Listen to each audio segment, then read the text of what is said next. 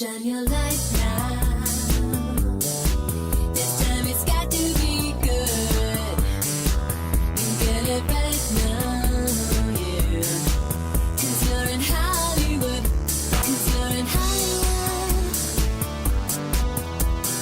Hollywood.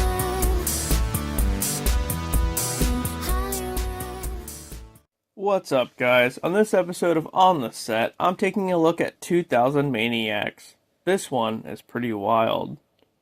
So, it's Georgia in 1965. Two redneck guys are putting signs out by a main road that cause two vehicles to detour. They end up heading towards a small local town called Pleasant Valley.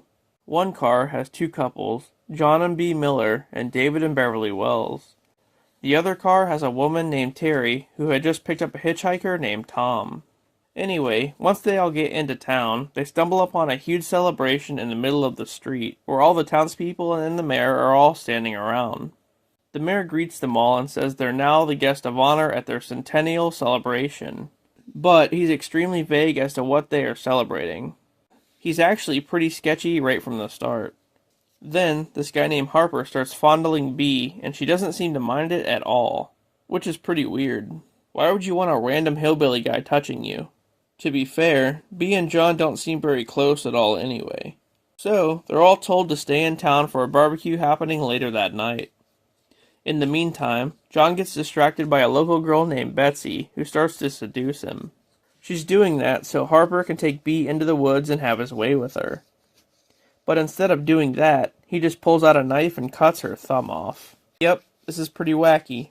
They take Bee back to the mayor's office, where the mayor and the other two redneck guys from the beginning hold her down and cut her arm off.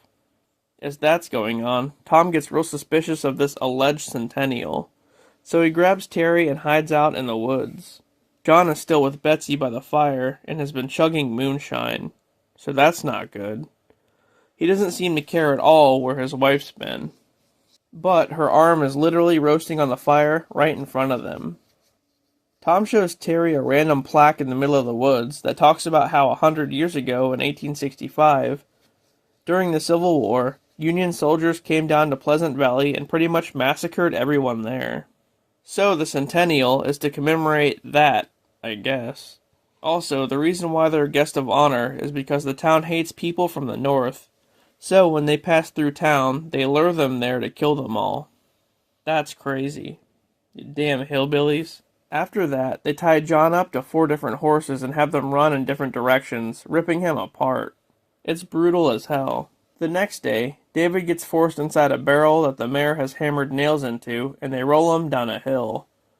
It's pretty much a jackass stunt on crack. Needless to say, he's dead.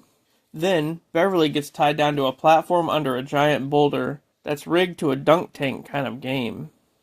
Lester, one of the hillbillies, throws a ball at the target, causing the giant boulder to fall and crush Beverly. Sometime later, the mayor and the others find out that Terry and Tom are on the run, and they go after them. But they manage to evade them, and Harper gets stuck in quicksand. Tom and Terry find their car in a nearby garage, and bribe some little kid to get the keys for them. Then they drive off, leaving the town behind with the kid in tow. I would have just thrown him out of the car. Anyway, Tom and Terry get rid of the kid and head to the police station, where they tell the sheriff about what happened. But right away, he doesn't believe them and thinks they're drunk. The sheriff ends up humoring them, though, and follows them back to the road leading into Pleasant Valley. When they get there, the town no longer exists. As it turns out, everyone they encountered in the town were ghosts, who show up every 100 years to get revenge for their deaths at the hand of the Union soldiers. The end. Well, that was unexpectedly awesome. So everyone in town were ghosts from 1865 that died at the hands of the soldiers. That's pretty crazy. But then how were all the townspeople touching the couples and torturing them if they were just ghosts? That doesn't make any sense. And how about Bee? She just jumped in the arms of Harper without hesitating? Yeah, she's not wife material, if you ask me. And thank God for Tom. He wasn't falling for any of that centennial shit. Anyway, that was 2000 Maniacs. Thanks for watching, guys, and I'll see you later.